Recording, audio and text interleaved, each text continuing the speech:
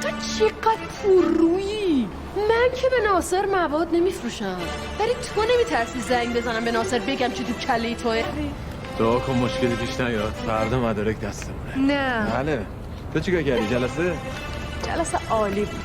انبال طلوعی که میرسه دست دختراش خودشم میره مالک تمام. واه بریم بالا برام تعریف کن ببینم چیکار کردی. بالا سمیرا نیاد. سمیرا بالا منتظرمه.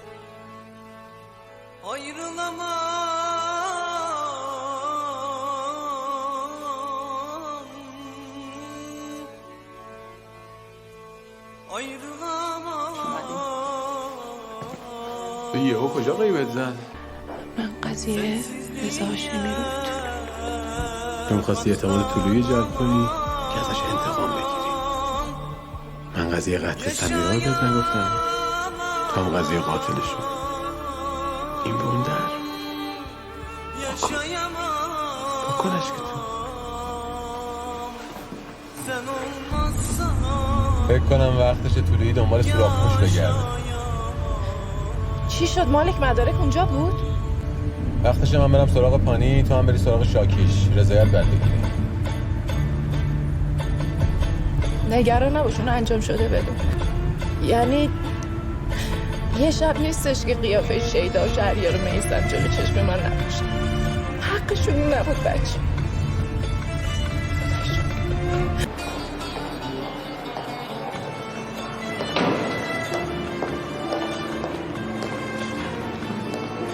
سلام.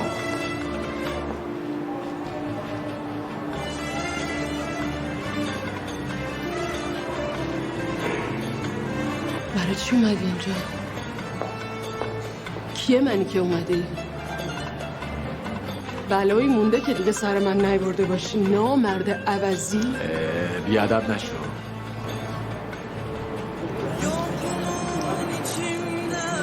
از کجا میدونی چیزی میخوام؟ چون میشناسم. زخمه که تو خوردی منم خوردم. برای همینم قبول کردم کنارم باشی. نه دیگه، تو باید کنار من باشی. این چیزیه که باید بفهمیش. اگه میخوای تا آخر کنارم باشی باید حرفم گوش بدی.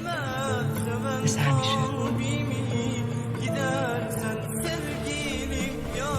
حالا به حساب شدیم دخترم.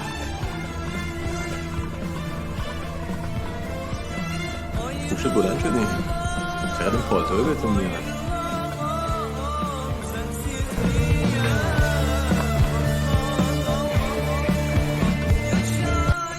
آره تازه داری میشه همون مالکی که من میخوام. تو چرا تا اسم این زنه میاد وحشی میشی؟ چی میگی سمیرا؟ چی میگی؟ بفهم چی داری میگی. مالک جان هر کاری باش داری زودتر تمومش کن. اصلا تحمل دیدنشون نداری.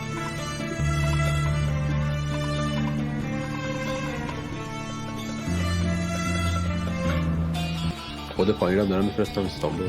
تو بعد پانی میری. ای قبول نکنه بره چی؟ اگه میتونه.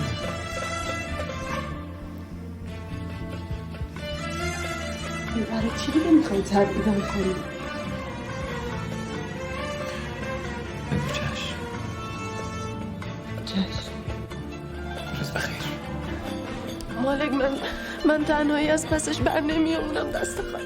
اون نه تنهایی نه دستت خالی.